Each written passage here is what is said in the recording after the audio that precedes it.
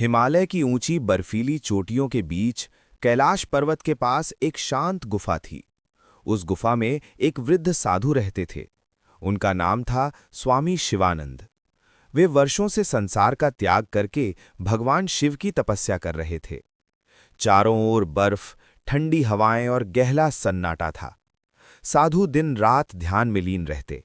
उनका नियम था किसी से बात नहीं करना, किसी मोह में नहीं पड़ना। एक दिन सुबह सुबह जब साधु ध्यान से उठे, उन्हें गुफा के बाहर हल्की सी आवाज सुनाई दी। भांव भांव। उन्होंने आंखें खोली और बाहर देखा। एक छोटा सा सफेद भूरा कुत्ता ठंड से कांप रहा था। उसकी आंखों में मासूमियत थी। साधु ने कठोर स्वर में कहा, दूर हो जाओ, मैं कैलाश पर्वत पर तपस्या कर रहा हूं, यहां किसी जीव का स्थान नहीं। कुत्ता धीरे से पीछे हट गया, पर गया नहीं, वो वहीं बैठ गया। साधु फिर ध्यान में बैठ गए। ठंडी रात और एक साथी।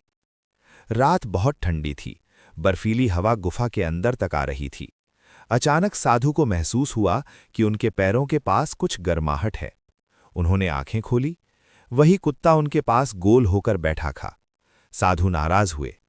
मैंने कहा था ना, दूर हो जाओ। लेकिन कुत्ता सिर्फ अपनी पूंछ हिलाने लगा। उसकी आंखें जैसे कह रही थीं, मैं तुम्हें छोड़कर नहीं जाऊंगा। साधु ने उसे बाहर भगाया, पर थोड़ी देर बाद वो फिर आ गया। आखिर साधु ने हार मान ली। ठीक है, पर मेरे ध्यान में बाधा मत डालना।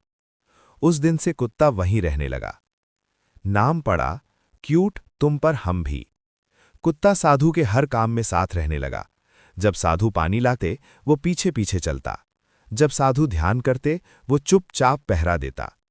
एक दिन साधु मुस्कुराए और बोले, तू बड़ा क्यूट है और लगता है तू भी मुझ पर उतना ही भरोसा करता है जितना मैं भगवान पर करता हूं। चल, आज से तेरा नाम हुआ क्यूट तुम पर हम भी। जैसे ही साधु ने नाम लिया, कुत्ता खुशी से उछल पड़ा। उस दिन पहली बार वर्षों बाद साधु हंसे। कुछ महीनों बाद भयंकर बर्फबारी शुरू हो गई। रास्ते बंद हो गए। भोजन मिलना कठिन हो गया। साधु कई दिनों से भूखे थे। वे कमजोर हो गए थे। एक दिन ध्यान करते करते वे बेहोश होकर गिर पड़े। कुत्ता घबरा गया। वो गुफा से बाहर भागा, बर्फ में दौड़ा और दूर एक साधुओं के आश्रम तक पहुंचा।